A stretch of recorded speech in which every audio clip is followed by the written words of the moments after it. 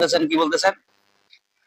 আল্লাহ পাক বলতেছেন বিসমিল্লাহির রহমানির রহিম ইয়াসআলুনাকা মাযা ইউনফিকুন কুল মা আনফাকতুম মিন খাইরিন ফালিল ওয়ালিদাইন ওয়াল আকরাবিন ওয়াল ইয়াতামা ওয়াল মাসাকিন ওয়া বিনিস সাবিল ওয়া মা তাফআলু মিন খাইরিন ফাইন্নাল্লাহা বিহি আলিম।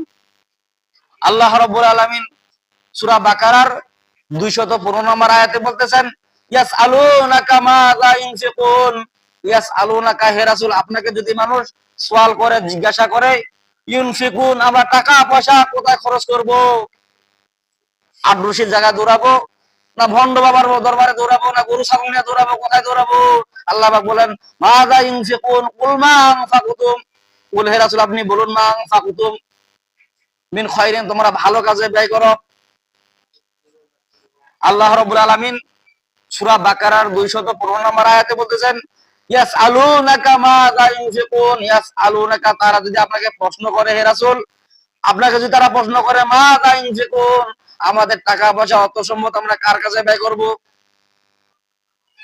আল্লাহ পাক বলতেছেন কুল মা আনফাকতুম, হে রাসূল আপনি বলুন মা আনফাকতুম মিন খায়রিন, তোমরা ভালো কাজে ব্যবহার করো।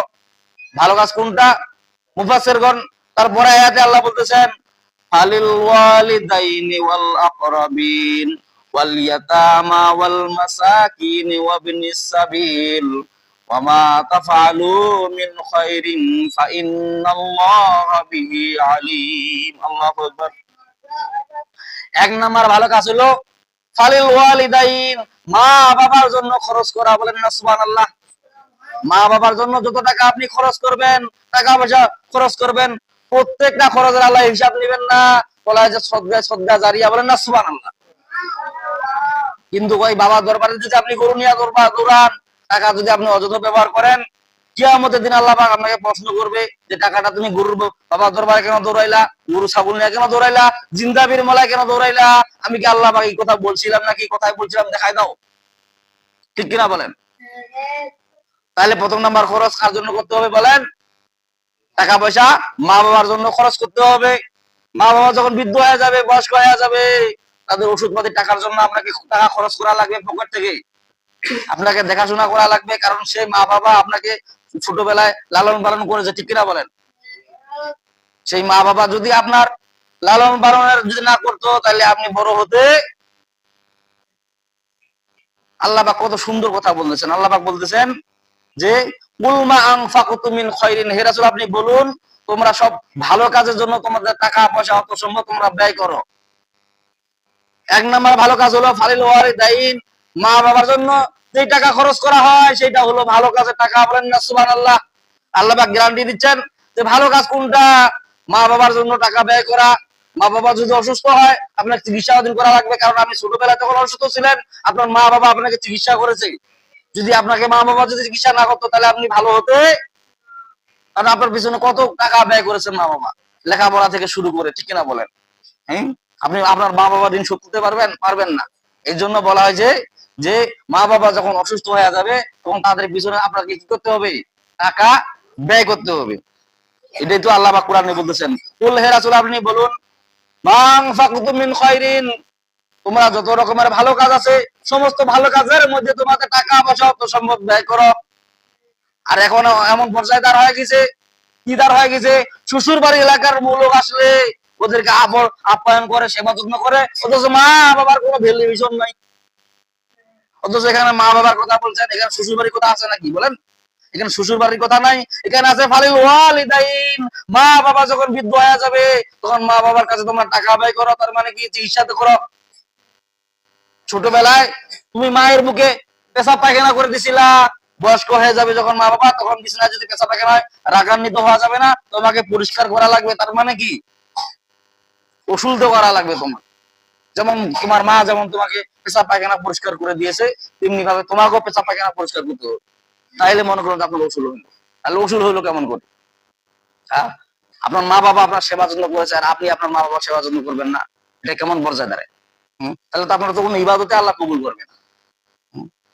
আল্লাহ তো ওই কথাই শিখিয়ে দিচ্ছেন যে রব্বির হামহুমা কামা রব্বায়ানি সগীরা, ছোটবেলায় তোমার মা বাবা যেভাবে তোমাকে লালন পালন করছে সেভাবে তোমার রহমতের কোলেও তোমার মা বাবাকে লালন পালন করো।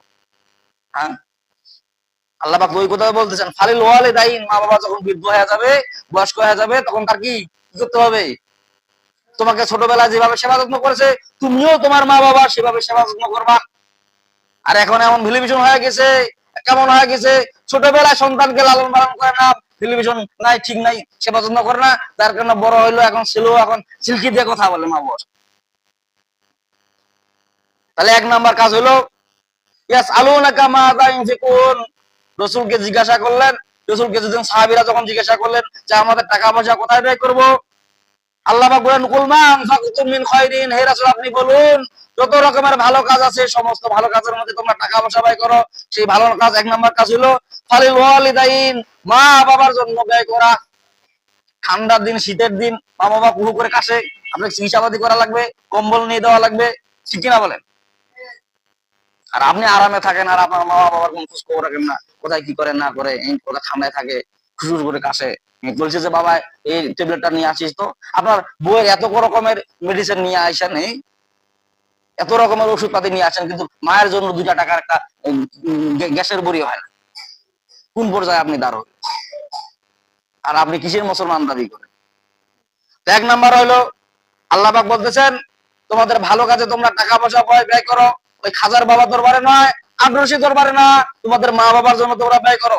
মা বাবা হলো বড় পীর, বলেন না সুবহানাল্লাহ। কোন গ্যারান্টি আছে নাকি যে খাজা বাবা আগ্রসী বাবা দোয়া করে দিলে দোয়া কবুল হয়ে যাবে? কিন্তু হ্যাঁ, আল্লাহ পাক গ্যারান্টি দিচ্ছেন যে মা বাবা তোমার জন্য দোয়া করলে, ভালো দোয়া করলে সাথে সাথে কবুল হয়, বলেন না সুবহানাল্লাহ। আর পর্দা রাখেন না আল্লাহ পাক মা বাবার দোয়ার মধ্যে। এক নাম্বার হলো মা বাবার কাছে ব্যয় করা, 2 নাম্বার হলো কি ওয়াল আকরাবিন, নিকট আত্মীয়স্বজনের জন্য ব্যবহার করা। এখন মা বাবা মনে করেন যে আপনার অর্ডার হয়ে গেছে, মা বাবার জন্য টাকা ব্যয় করলেন, ব্যয় করার পরে মা বাবা মনে করেন সুস্থ হয়ে গেল, এখন তারপরে বলা হয়েছে যে ওয়াল আকরাবিন,